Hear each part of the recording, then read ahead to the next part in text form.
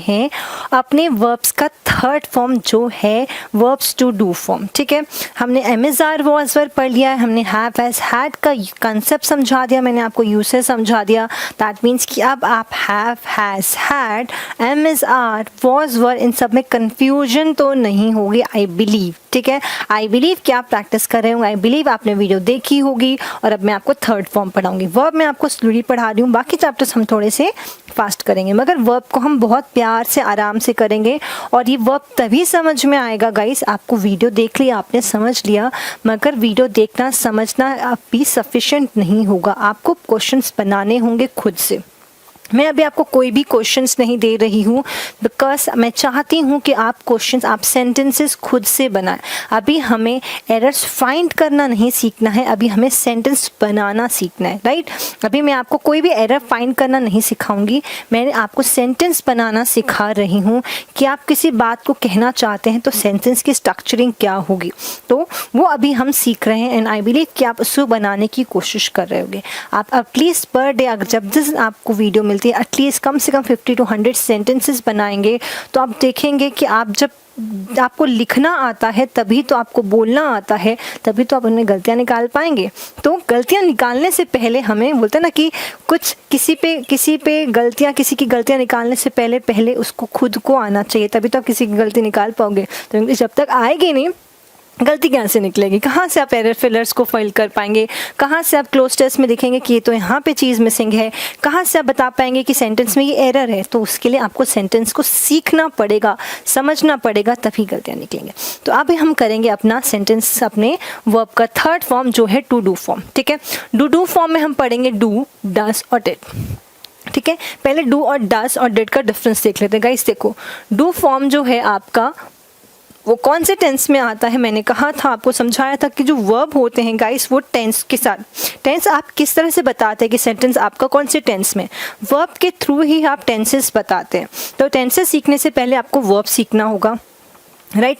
Verb सीख लेंगे तो आप बता पाएंगे कि आपको पता है कि अगर सेंटेंस को इस टेंस में रखना है तो आपको कौन सा वर्ब वहाँ पे लिखना पड़ेगा, इसलिए हम पहले वर्ब पढ़ रहे हैं। ठीक है, तो डू जो है आपका गाइस, डू आप हमेशा प्रेजेंट टेंस में लिखते हैं। ठीक है, डू को आप कहाँ लिखते हैं, डू को आप हमेशा प्रेजेंट टेंस में, जिसे हम कहते हैं भूतकाल, भविष्यकाल और वर्तमान काल। तो वर्तमान काल के लिए डू का इस्तेमाल करते हैं, मगर कौन से पर्सन, कौन से सब्जेक्ट के साथ, आप हमेशा प्लूरल सब्जेक्ट के साथ उसको डू को लिखते हैं। ठीक है, कौन से आपके प्लूरल पर्सन हो सकते हैं, देखो आपको मैंने बताया था 3 पर्सन होते हैं। फर्स्ट पर्सन जो होता है आई और वी। ठीक है, तो अब आई और वी के साथ आपको मैंने ये भी बताया था कि हम थर्ड पर्सन को सिंगुलर कंसिडर करते हैं। आई वी फर्स्ट पर्सन और सेकंड पर्सन के साथ हम प्लूरल वर्ब को ही ऑप्ट करते हैं। ठीक है, तो फर्स्ट पर्सन, सेकंड पर्सन जो कि है यू, उसके साथ डू आता है। ठीक है, थर्ड पर्सन में भी तो कोई प्लूरल होते हैं। थर्ड पर्सन में कौन प्लूरल होता है, थर्ड पर्सन में जैसे हो गया दे, तो ये प्लूरल होते हैं। तो आप आई वी के साथ डू लिखेंगे, यू के साथ डू लिखेंगे और दे के साथ डू लिखेंगे। बात क्लियर हो गई। डू और डस अब देखते हैं। ठीक है, अब देखेंगे डस, तो डू और डस का डिफरेंस क्लियर हो जाएगा गाइस। डू भी जो है, डस भी जो है आपका, वो आपका प्रेजेंट टेंस, मीन्स ये भी आपका डू का भाई है, मगर ये भी क्या कहता है, प्रेजेंट टेंस में आता है, मगर किसके लिए, सिंगुलर सब्जेक्ट्स के लिए। ठीक है, ये कौन से सब्जेक्ट्स के लिए आता है गाइस, ये सिंगुलर सब्जेक्ट्स के लिए आता है, सिंगुलर आपके नाउन के लिए आता है। तो इसमें कौन सा पर्सन होगा, third person, that is he, she, it के लिए, राइट। ये तो अब आपको आता ही है, आप तो इतना कुछ सीख चुके हैं। अब हम पढ़ेंगे इसका थर्ड वाला भाई जो है क्या, वो है डिड। ठीक है, तो जैसे हमने वॉज वर हैज, जैसे हमने हैज़ या हैव पढ़ा था, तो हैव और हैज़ क्या, हैव और हैज़ में दोनों में डिफरेंस हो गया। हैव किस में, प्लूरल में आता है, प्रेजेंट टेंस में आता है। हैज़ प्लूरल मगर सिंगुलर के लिए आता है, मगर जो हैड है सबके लिए आता है, सारे पर्सन्स के लिए आता है और पास्ट टेंस के लिए आता है। वैसे ही आपका डिड है गाइस, ये आपका पास्ट टेंस के लिए आता है। जब हमें बताना हो पास्ट टेंस, अब आपको समझ में आ रहा होगा, मीन्स क्या, भूतकाल के लिए पास्ट टेंस के लिए आता है प्लस ऑल पर्सन्स के लिए। ठीक है, तो हमें जब पास्ट बताना हो, पास्ट में सारे पर्सन्स के लिए हम डिड लिखते हैं। ठीक है, तो ऑल पर्सन्स के लिए हम क्या लिखते हैं, डेड लिखते हैं। बहुत बेसिक से पढ़ रहे हैं गाइस, तो कई सारे स्टूडेंट्स हैं जो ऑलरेडी पढ़ चुके हैं, बट कोई बात नहीं, अगर आप पढ़ भी चुके हैं तब भी आप जब वीडियो को विजिट करते हैं तो चीज़ें आपको मेमोराइज हो जाती हैं, मीन्स आप और अच्छे से उनको समझ पाते हैं। ठीक है, तो थोड़ा सा पेशेंस, आपको ऐसे धीरे धीरे पढ़ाते रहूँगे, आपको पता ही नहीं चलेगा कि वर्ब हो गया है और आपके सारे कॉन्सेप्ट्स क्लियर हो गए। ठीक है, ये बात क्लियर हो गई गाइस। तो डू, डस और डिड का डिफरेंस आपको समझ में आ गया। ठीक है, चलो वन मोर थिंग गाइस, अभी हम डू डस डिड के बारे में पढ़ेंगे। डू डस डिड के साथ आपका जो वर्ब आते हैं, आपके जो आगे जो, जैसे कि आपको पता है हम इन्हें ऑक्सिलरी वर्ब के कैटेगरी में रखते हैं, मीन्स हेल्पिंग वर्ब की कैटेगरी में रखते हैं। तो हेल्पिंग वर्ब की कैटेगरी में रखते हैं, दैट मीन्स ये किसी मेन वर्ब के साथ आएंगे। ठीक है, इनके साथ कोई ना कोई मेन वर्ब आएगा जिनको ये हेल्प करेंगे। तो जब भी आपके डू, डस या डिड आता है ऑक्सिलरी वर्ब की तरह, तो ये मेन वर्ब हमेशा आपका वर्ब के फर्स्ट फॉर्म में होता है। ठीक है, जब हम इन्फिनेटिव कहते हैं, जैसे हम इन्फिनेटिव तो कहते हैं मगर इन्फिनेटिव विदाउट, मीन्स हम बेयर इन्फिनेटिव कहते हैं, मीन्स विदाउट डू। ठीक है, तो इसके साथ चाहे डू हो, चाहे डस हो, चाहे डिड हो, चाहे डिड क्यों ना हो, हम हमेशा वहाँ पे वर्ब का फर्स्ट फॉर्म लिखते हैं। राइट, सिंग, प्ले, ठीक है, डांस, वहाँ पे SES भी नहीं आएगा। ठीक है, तो डू डस डिड के साथ इररिस्पेक्टिव ऑफ एनी पर्सन, चाहे वहाँ पे कोई भी पर्सन हो, फर्स्ट पर्सन हो, सेकंड पर्सन हो, थर्ड पर्सन हो, प्लूरल हो, मगर उसमें सब में वर्ब जो होता है गाइस, वहाँ पे आपका इन्फिनेटिव में, दैट मीन्स बेयर इन्फिनेटिव में आता है, विद वर्ब के फर्स्ट फॉर्म में आता है, वहाँ पे आप कोई SES कुछ भी नहीं लगाते। ठीक है, और पास्ट टेंस में भी आपका जो वर्ब आता है वो भी आपका वर्ब के फर्स्ट फॉर्म में रहता है, मीन्स इसके साथ भी आप वर्ब का फर्स्ट फॉर्म लिखेंगे, इसके साथ भी आप वर्ब का फर्स्ट फॉर्म लिखेंगे, इसके साथ भी आप वर्ब का फर्स्ट फॉर्म लिखेंगे। बात क्लियर हो रही है?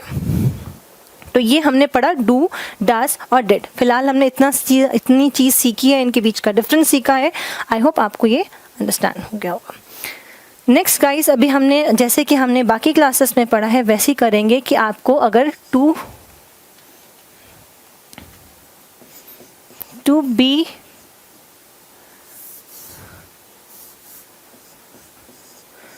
बी फॉर्म को हम एग्जैक्टली डू डस दिस को हम यहाँ पे दो पार्ट में डिवाइड कर सकते हैं एग्जैक्टली जैसे कि हमने पहले पढ़ा है कि principal verb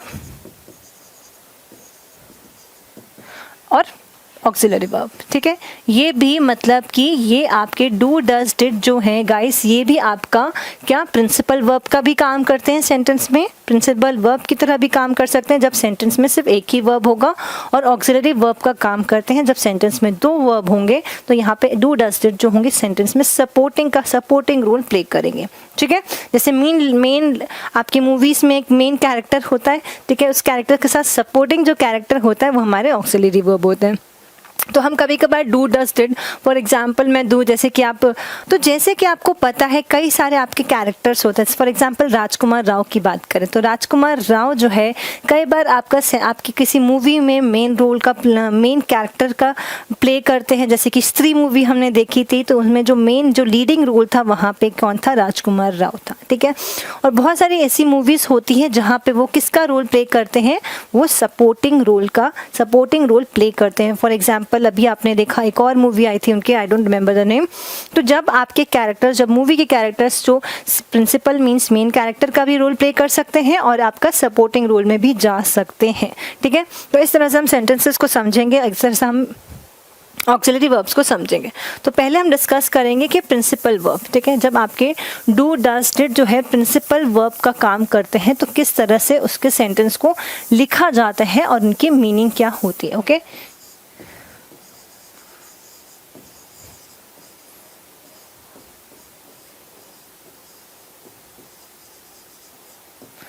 usage of do, does and did.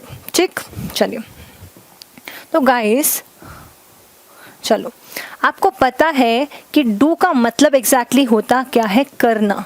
ठीक है, डू का मतलब होता है कोई काम को करना, परफॉर्म करना। ओके, जब हम कोई एक्शन करते हैं, परफॉर्म करते हैं, कुछ काम करते हैं तो वहाँ पे हम डू लिखते हैं। ठीक है, तो जब हमारे सेंटेंस में हमें कहना हो कि कुछ काम कर रहे हैं तो इस सेंस में हमारा सेंटेंस में जो डू होगा वो किसका काम करेगा गाइस? वो काम करेगा प्रिंसिपल वर्ब का। एग्जाम्पल देती हूँ, क्लियर हो जाएगा।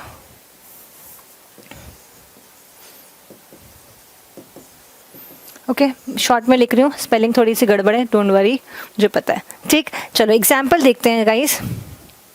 चलो, आई डू इट, ठीक है, आई डू इट, मैं ये करती हूँ, ठीक है, बात समझ में आ रही है? I do it, she do that, she does that, okay, she does that, okay, you do that, they क्या होगा, do that, ठीक है। अभी देखें, I क्या है, हमारा फर्स्ट पर्सन है, फर्स्ट पर्सन के साथ हम क्या लेते हैं गाइस, do लेते हैं। मैंने आपको समझाया था कि आपका जो डू डज डिड है उसमें जो आपका प्रेजेंट टेंस होगा, सेंटेंस में जब आपका प्रेजेंट टेंस में होगा तो आई वी मीन्स प्लूरल लोगों के लिए हम क्या लेते हैं, हम डू लेते हैं। शी के साथ हम क्या लेते हैं गाइस, प्रेजेंट टेंस में डज लेते हैं, तो यहाँ पे डज आया, अगर यहाँ पे डू होता तो ये गलत हो जाता, शी के साथ हम डज लेते हैं, सिंगुलर के लिए डज आता है, ठीक है। यू के साथ गाइस मैंने बताया है डू लेते हैं तो करेक्ट है, दे के साथ डू लेते हैं मीन्स यहाँ पे प्लूरल के लिए भी डू लिखते हैं। एग्जाम्पल अगर मैं इसको और भी लिखूं, दे डिड इट, ठीक है, दे डिड इट, तो उन्होंने कर दिखाया, ठीक। तो दे है गाइस यहाँ पे प्लूरल है, तो प्लूरल के लिए हम यहाँ पे डिड लिया है, मगर अगर मैं इसको ऐसे लिखूं, शी डिड इट, तो यहाँ पे मैंने शी के लिए भी डिड लिया है। तो मैंने आपको समझाया था गाइस, अभी समझाया है कि जो आपका सब्जेक्ट हो, चाहे सब्जेक्ट कोई भी हो, मीन्स आपका कोई भी पर्सन हो, first person, second person, third person, उसके साथ पास्ट टेंस में आप डिड ही लेंगे, ठीक है। तो चाहे आई हो, चाहे वी हो, चाहे यू हो, चाहे दे हो, उनके साथ आप डिड लिखते हैं। तो जब हमें सेंटेंस में बताना हो कि कुछ काम करने की बात हो, तब सेंटेंस में आपका जो डू है गाइस या डू के फॉर्म्स जो होते हैं वो प्रिंसिपल वर्ब का काम करते हैं, ठीक है। तो प्रिंसिपल वर्ब में ज़्यादा कुछ नहीं है। नेक्स्ट हम पढ़ेंगे ऑक्सिलरी वर्ब कि जब कब आपके डू या डस या डिड जो है ऑक्सिलरी वर्ब्स का काम करते हैं।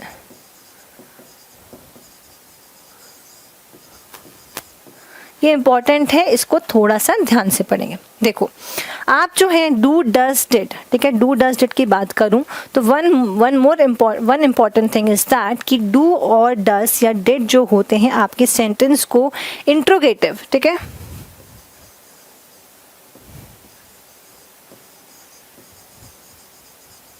आपके सेंटेंस को इंट्रोगेटिव बनाने में हेल्प करते हैं, ठीक है, नेगेटिव बनाने में भी हेल्प करते हैं, ठीक है। जब आपको सेंटेंस को आपको कौन से टेंस में, अगर आपका सेंटेंस जो है सिंपल प्रेजेंट टेंस में है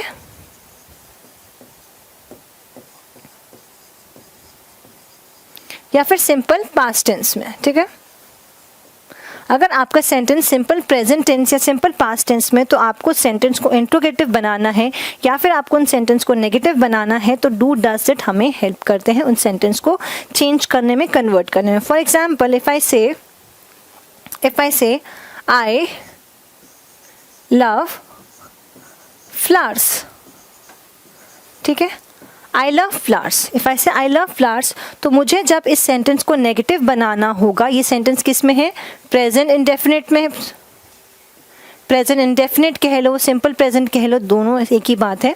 प्रेजेंट इंडेफिनिट टेंस में जब आपके सेंटेंस होते हैं, तो मैंने कहा आई लव फ्लावर्स, तो यहाँ पे आपका सेंटेंस क्या है, अफर्मेटिव है और आपका प्रेजेंट इंडेफिनिट। मुझे अब इस सेंटेंस को अगर बनाना है नेगेटिव, ठीक है, नेगेटिव जिसमें नॉट होता है, तो मुझे किसकी नीड चाहिए होगी, वहाँ पे मुझे नीड चाहिए होगी डू डस डिड की। अब आई के साथ क्या आता है गाइस, आई के साथ डू आता है, I do not love flowers, ठीक है।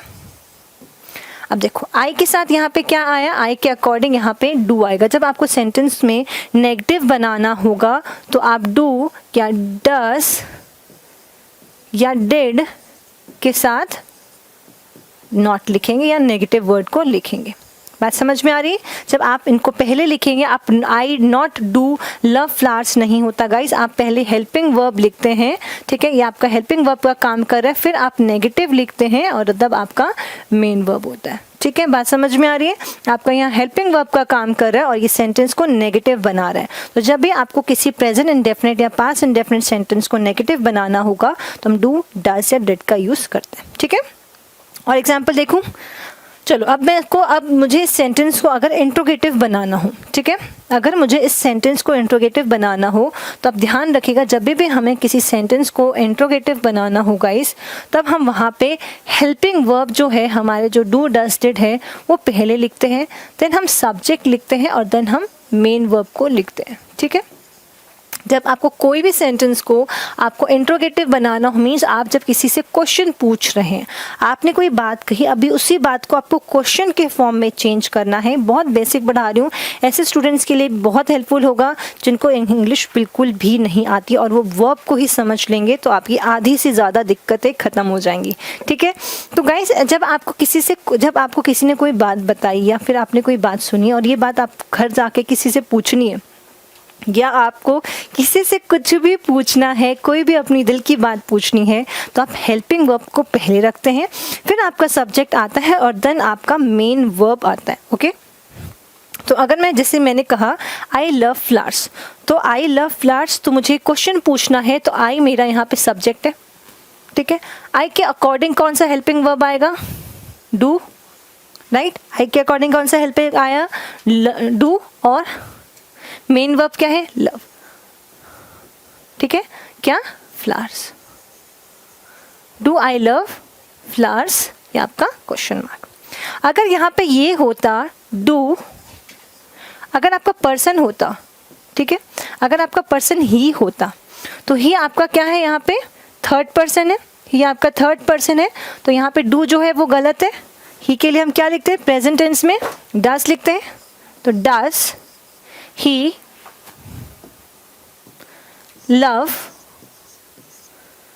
Loves flower. अब इसमें एक गलती है, देखो हमने ये पढ़ा है कि आपका जो थर्ड पर्सन है उसके साथ जो है आपके जो वर्ब होते हैं एस के साथ आते हैं, मगर आपके पास यहाँ पे क्या है? हेल्पिंग वर्ब है। ठीक है, ये अपने साथ ऑलरेडी एस ले लिया होता है, तो आप इसके साथ जो भी वर्ब आते हैं गाइस, ये विदाउट एस के होते हैं। आपको ध्यान रखना है कि जब भी आप डू, डस या डिड अपने सेंटेंस में देखते हैं तो अब वहाँ पे आपका जो वर्ब होगा वो वर्ब के बेस फॉर्म में होगा, मीन्स वहाँ पे उसमें कोई भी चेंजेस नहीं होंगे। ठीक है, तो डज ही लव्स फ्लावर हमारा करेक्ट फॉर्म होगा जब हमें एक सेंटेंस को इंट्रोगेटिव बनाना हो। ठीक है, तो सेंटेंस को नेगेटिव कैसे बनाते हैं? जब हम अपने सब्जेक्ट के बाद आपका हेल्पिंग वर्ब आता है, देन नॉट आता है, देन आपका मेन वर्ब आ जाता है आगे। ठीक है, और अगर इसको इंट्रोगेटिव में चेंज करना हो, किसी से पूछना हो कोई सवाल, तो आपका जो है helping verb do does did जो है पहले आ जाते हैं, सब्जेक्ट आता है एंड देन आपका क्या आता है? Main verb. ठीक है, तो इस स्ट्रक्चर को ध्यान रखना, मैं ज़्यादा कॉम्प्लिकेट करके आपको नहीं दे रही हूँ। नेक्स्ट और एग्जाम्पल देखें,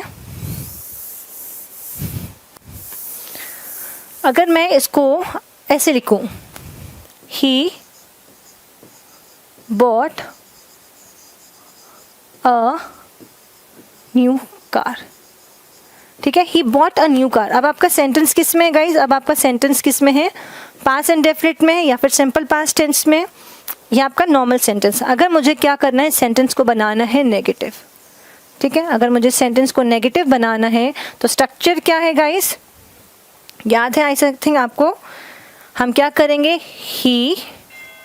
ठीक है, अब ही के बाद जब हमें क्या करना है? सेंटेंस को नेगेटिव बनाना है तो हमें हेल्पिंग वर्ब लिखना पड़ेगा। अब ही के अकॉर्डिंग क्या आएगा? डस। ठीक है, मगर आपने देखा यहाँ पे क्या है? यहाँ पे पास्ट टेंस है, तो पास्ट टेंस के लिए हम क्या लिखते हैं? पास्ट टेंस के साथ हम डिड लिखते हैं, तो यहाँ पे डस नहीं आएगा, यहाँ पे आएगा डिड। ठीक है, ही डिड। ठीक है, then negative word he did not. आप यहाँ पे क्या है? बॉट है। आपके पास ऊपर जो वर्ब दिया है वो है बॉट। ठीक है, आपको लगेगा ही did not bought a new car, तो सही हो जाएगा, मगर आप भूल रहे हैं यहाँ पे डू डज डिड नहीं थे, यहाँ पे है, तो डिड के साथ आपको वर्ब का बेस फॉर्म लेना पड़ेगा, इसलिए आप लिखेंगे he did not buy a new car. ठीक है, बात को समझ में आ रही है? He did not buy a new car होगा, यहाँ पे he did not bought a new car गलत हो जाएगा, जो आपके एग्जाम में आपको एग्जामिनर्स देते हैं। तो आपको जब सेंटेंस बनाना आएगा तभी तो मिस्टेक्स फाइंड कर पाओगे। ठीक है, तो नेक्स्ट देखते हैं। अगर आपको इसको क्या बनाना हो गाइस, अगर आपको इसे बनाना हो अब इंट्रोगेटिव, ठीक है, अगर आपको इसको इंट्रोगेटिव बनाना है तो क्या मेन है, अभी हमने स्ट्रक्चर पढ़ा है आपका हेल्पिंग वर्ब। ठीक है, अब हम ही की बात कर रहे हैं। ठीक है, ही की बात करें तो कौन सा आपका हेल्पिंग वर्ब आना चाहिए? अगर आप इसको इंट्रोगेटिव बना रहे हैं तो ये सेंटेंस आपका पास्ट टेंस में, तो आपका डिड ही आएगा, चाहे आपका सब्जेक्ट कोई भी हो। डिड ही आपका यहाँ पे हेल्पिंग वर्ब आया, देन आपका सब्जेक्ट आया एंड देन आपका मेन वर्ब। ठीक है, अगेन डिड है तो उसके अकॉर्डिंग क्या आना चाहिए, वर्ब का फर्स्ट फॉर्म जो होगा did he buy a new car.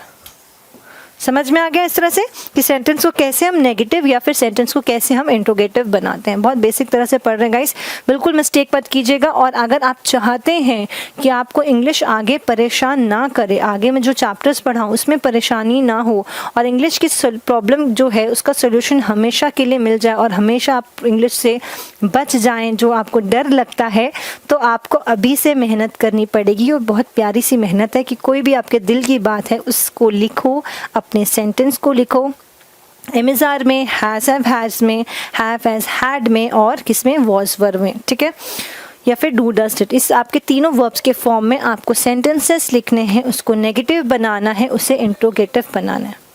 ठीक है, ये बात समझ में आ रही है कि हमें सेंटेंसेस लिखने पड़ेंगे अगर आप चाहते हैं कि आप इंग्लिश को अच्छे से सीख जाएं। अगर आप सेंटेंसेस बनाएंगे नहीं तो प्रॉब्लम्स आपको होती रहेंगी। ठीक है, चलिए आगे देखें।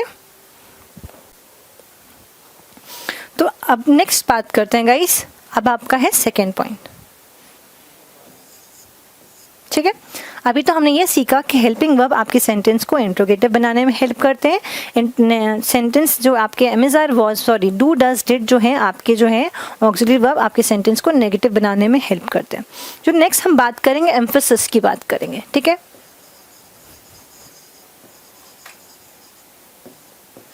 आपके डू डज या डिड सेंटेंस में एम्फेसिस के लिए भी यूज किए जाते हैं। एम्फेसिस का मतलब होता है जब हम किसी बात को जोर देके कहते हैं। ठीक है, जब हम कोई बात को जोर देकर कहना, कोई भी बात पे आप कोई, जैसे कि हम बोलते हैं कि खाना खा लो, ठीक है, हमने इसको बोला अरे खाना खा लो, मम्मी बोली खाना खा लो, तो ना खाना खा लो, अरे खाना खा लो, ठीक है, अरे चले जाओ। तो हम जब जोर दे के किसी बात पे बोलते हैं तो उसे हम कहते हैं एम्फसाइज करना किसी बात पे। तो जब हम कोई नॉर्मल सेंटेंस कह रहे हैं तो वहाँ पे हम उसको एक नॉर्मल स्ट्रक्चर लिख सकते हैं, मगर जब आपको उसी बात में जोर देना है, आपको एम्फसाइज करना है अपने सेंटेंस को, तो गाइस आप वहाँ पे डू डज या डिड का यूज़ करते हैं। एग्जाम्पल देती हूँ आपको।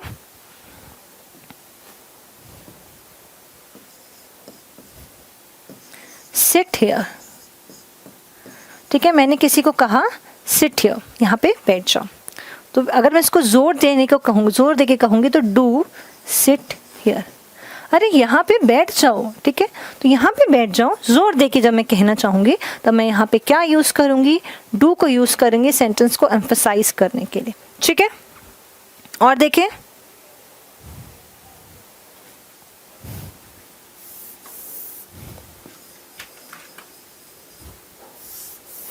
आई लाइक आइसक्रीम, अगर मैं लिखती हूँ आई लाइक आइसक्रीम, ठीक है, तो ये मैंने नॉर्मल बात बता दी कि मुझे आइसक्रीम पसंद है। तो अगर मुझे इस पर जोर देना होगा तो मैं कैसे करूँगी, आई डू लाइक आइसक्रीम। तो अगर आपको लगेगा कि यहाँ पे डू क्यों आ गया, तो यहाँ पे डू आया है एम्फसाइज करने के लिए। ठीक है, आई डू लाइक आइसक्रीम। ठीक है, ओके, और देखते हैं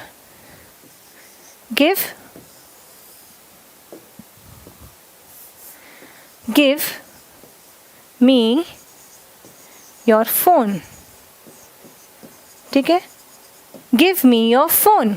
तो जब किसी दिन घर पे पापा आपको पकड़ लें, कब कुछ परेशानी हो जाए या फिर फंस जाओ कभी भी आप, तो पापा आपसे सबसे पहले आपका फ़ोन मांगते हैं, ठीक है। तो उन्होंने बोला फ़ोन दो, मगर जब वो ज़ोर दे के कहेंगे कि फ़ोन दो, तो कैसे करेंगे, do give me your phone, ठीक है। अब बात पे ज़ोर आ गया, अब देना ही पड़ेगा, do give me your phone, जो कि सबसे ज़्यादा हानिकारक है। सारे म्यूज़िकली सारे सब कुछ डिलीट हो जाएंगे, ओके। तो जब हमें सेंटेंसेस में एम्फेसिस करना होगा, इस जोर देकर कोई बात कहनी हो, तब हम वहाँ पे डू डज डस्ट का इस्तेमाल करते हैं। नेक्स्ट इंपॉर्टेंट चीज़ जो थर्ड पार्ट देखेंगे, हम जब क्वेश्चन टैग बनाते हैं, ठीक है, सेंटेंस में जब हम क्वेश्चन टैग बनाने के लिए, अब क्वेश्चन टैग एग्जैक्टली क्या होते हैं आपको पता ही होगा। क्वेश्चन टैग का मतलब है जब हम किसी बात को कह के उसे कंफर्म करते हैं, ठीक है। कोई बात कह दी और हम हिंदी में कहते हैं है ना, ऐसा ही है ना। जब हम कंफर्म करते हैं उसी बात को, दोबारा से एक छोटा सा क्वेश्चन पूछ के उसे हम क्वेश्चन टैग कहते हैं। तो जब आपके सेंटेंस में आपको कोई सेंटेंस दिया और आपको उसको कंफर्म करना हो, तो आप क्वेश्चन टैग बनाएंगे। और क्वेश्चन टैग बनते हैं किससे, डू डज डिड के हेल्प से। एग्जाम्पल देखते हैं, ओके। फॉर एग्जाम्पल, ओके, देखते हैं जैसे रानू मंडल, जो कितनी फेमस हुई है, रानू मंडल सिंग्स वेल, ठीक है। अब मैंने कहा रानू मंडल सिंग्स वेल, अब मुझे इसे कंफर्म करना हो तो मैं क्या कहूँगी, डजंट शी, ठीक है। तो आपका क्वेश्चन टैग बनता है आपका ऑक्सिलरी वर्ब प्लस आपका सब्जेक्ट से, ठीक। सब्जेक्ट जो आपका यहाँ पे प्रोनाउन की जगह हम लिखते हैं, तो प्रोनाउन बनता है ऑक्सिलरी वर्ब प्लस प्रोनाउन। तो अभी हमने कहा रानू मंडल सिंग्स वेल, तो ये आपका प्रेजेंट इंडेफिनिट में है, तो सिंग्स के लिए हम क्या, रानू मंडल सिंगुलर पर्सन है और थर्ड पर्सन है, तो उसके लिए हम क्या लिखेंगे, हम लिखेंगे रानू मंडल के लिए डस, ठीक है, और शी इज़ अ गर्ल, तो सब्जेक्ट में उसके लिए प्रोनाउन आएगा डजंट शी, ठीक है। क्लियर कहा। तो इस तरह से हम ऑक्सिलरी वर्ब्स में यूज करते हैं आपका do does did question tag बनाने को। और एग्जांपल देखते हैं, फटाफट एग्जांपल देखते हैं guys, okay. You made Musically, ठीक है, जो आज की डेट में सबसे ज़्यादा ट्रेंडिंग है। म्यूजिकली जो आपकी म्यूजिकली ऐप है जिसमें आप एक से एक वीडियोस बनाते हैं, यू मेड म्यूजिकली, ठीक है। अब मुझे इसको कंफर्म करना हो तो मैं क्या करूँगी, आप देखो आपका यहाँ पे क्या है, मेड है। मेड से पता चल रहा है गाइस, मेड से पता चल रहा है कि वर्ब आपका मीन सेंटेंस आपका पास्ट टेंस में है। पास्ट टेंस के लिए हम कौन सा वर्ब लेंगे, कौन सा ऑक्सिलरी वर्ब लेंगे, डिड, ठीक है। अब आपका क्वेश्चन टैग जो होता है वो ऑपोजिट होता है। अगर सेंटेंस एफर्मेटिव है तो आपका क्वेश्चन टैग नेगेटिव हो जाता है, ठीक है। तो हम लिखेंगे डिडंट, ठीक है, डिडंट। अब यहाँ पे क्या है, यू का यू ही होगा, उसका प्रोनाउन तो यू ही होता है, तो डिडंट यू, राइट। तो जब हमें क्वेश्चन टैग से हम अपने सेंटेंसेस को कंफर्म करते हैं तो वहाँ पे हमें ऑक्सिलरी वर्ब की ज़रूरत पड़ती है, ठीक है। ये बात हो गई। अब नेक्स्ट बात डिस्कस करते हैं, ऑक्सिलरी वर्ब हमें क्या कहाँ पे काम आते हैं। तो हमने पढ़ ली, अभी फोर्थ पॉइंट है आपका गाइस, आप जब आपको अपने शॉर्ट आंसर्स देने हो, ठीक है, जब सेंटेंस में आपको आपसे कोई किसी ने कुछ सवाल पूछा है और आपको उसका आंसर शॉर्ट में देना हो, ठीक है, तो उसके लिए हम वहाँ पे डू डज डिड का इस्तेमाल करते हैं, ठीक। बहुत सारी जगह हम वहाँ पे नाइदर और सो के साथ मीन्स आपको डू या डस लिखते हैं सेंटेंसेस को। स्मॉल मीन्स वहाँ पे उसको आंसर को छोटा करने के लिए। फॉर एग्जाम्पल इफ आई से, अभी एग्जाम्पल्स के थ्रू देखते हैं, रोहन आई लाइक रणवीर सिंह एंड रोहन, ठीक है, and Rohan also like Ranveer Kapoor, ठीक है, रणवीर सिंह, कपूर तो नहीं, सिंह पसंद है।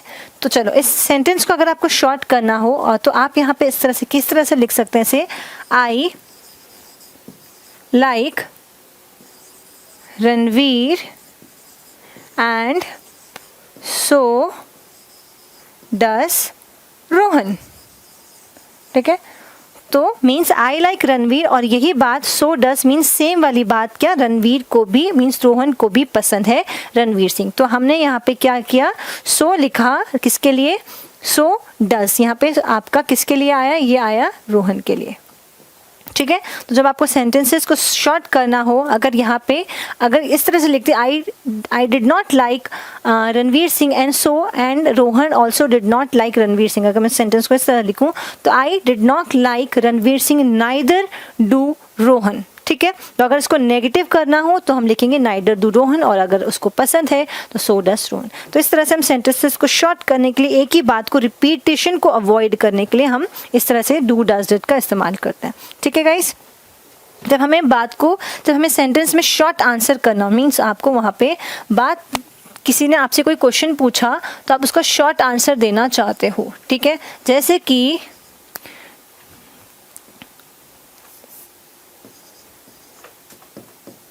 ठीक है, अगर हमने किसी से पूछा कि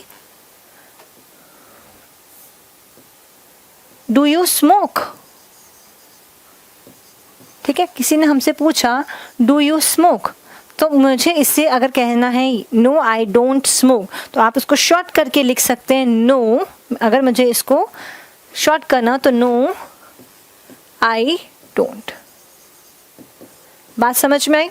तो do you smoke, no I don't. तो आपने क्या किया, नो आई डोंट स्मोक का यहाँ पे ये इम्प्लाइड हो जाएगा। तो आप जब डू डस दिस का इस्तेमाल करते हैं अपने सेंटेंसेस, अपने आंसर्स को शॉर्ट करने के लिए भी। ओके, फॉर एग्जाम्पल किसी ने पूछा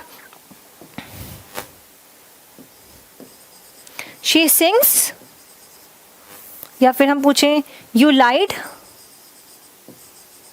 क्या तुमने झूठ बोला था, नो यस, अगर मैं बोलूँ यस आई डिड, हाँ मैंने झूठ बोला था। ठीक है, तो यस आई डिड, लाइड वहाँ पे आप उसको अवॉइड कर सकते हैं, लिख भी सकते हैं, गलत नहीं होगा, मगर यहाँ पे आपका जो सेंटेंस, आपका जो आंसर है वो शॉर्ट हो जाएगा और क्या होगा, कंप्लीट भी होगा। ठीक है, तो अगर आपको एग्जाम में इस तरह से वर्ड देखने को मिलते हैं गाइस, तो वो आपके करेक्ट वर्ड हैं, वहाँ पे वो गलत वर्ड्स नहीं हैं।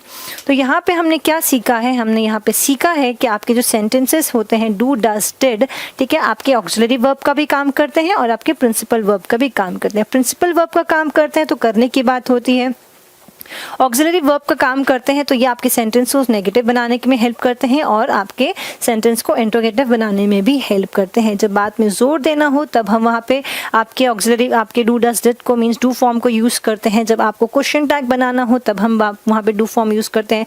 जब आपको अपने आंसर्स को शॉर्ट करना हो या फिर रिपीटेशन को अवॉइड करना, तभी भी हम वहाँ पे डू फॉर्म्स को यूज़ करते हैं। ठीक है, तो इस तरह से हम अपने डू डस डिड का जो आपका ओवरऑल कॉन्सेप्ट है, आई थिंक आपको समझ में आ गया होगा। नेक्स्ट क्लास में हम गाइस मॉडल्स पढ़ना स्टार्ट करेंगे। May, might, can, could, shall, should, ये सारे मॉडल्स पढ़ेंगे अच्छे से डिटेल में। तो जो आपको कंफ्यूजन होती है, जो घूमते रहते हैं मॉडल्स में कंफ्यूजन में, वो सारे कंफ्यूजन को दूर कर देंगे। ठीक है, नेक्स्ट क्लास में मिलेंगे हम, तब तक के लिए bye, take care and be happy.